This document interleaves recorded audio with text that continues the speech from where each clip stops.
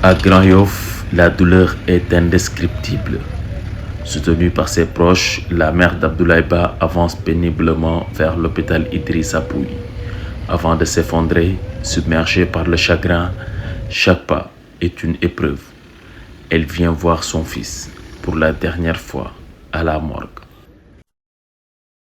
À l'intérieur, le corps du jeune étudiant a été acheminé pour les besoins de l'autopsie.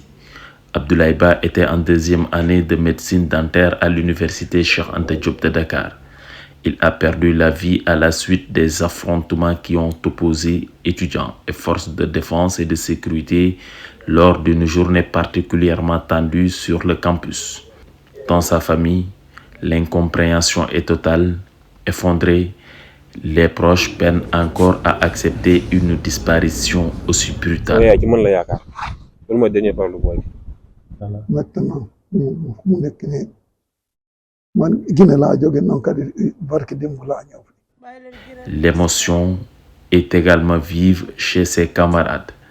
Témoins des événements, il évoque une journée marquée par des tensions extrêmes.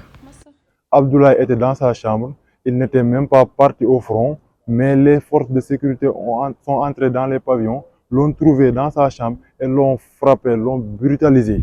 C'est par la suite que Abdoulaye a été évacué au niveau du service médical du COUD et ce sont même nos étudiants qui étaient là-bas pour prendre en charge ces étudiants.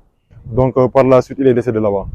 Il promet d'accompagner la famille dans cette épreuve et réclame que toute la lumière soit faite sur les circonstances du drame. Donc nous demandons à ce que justice soit faite et nous ne céderons en aucun cas. Nous irons jusqu'au bout. Je ne dirais pas le combat connu, mais pour le cas de ce gosse, nous irons jusqu'au bout. Cette journée mouvementée a fait plusieurs blessés. Sur le campus, la colère reste palpable. Encore sous le choc, les étudiants affirment ne pas vouloir laisser cette affaire sans suite. Entre tristesse et indignation, toute une communauté universitaire est aujourd'hui plongée dans le deuil. Une mère pleure son fils et une question demeure.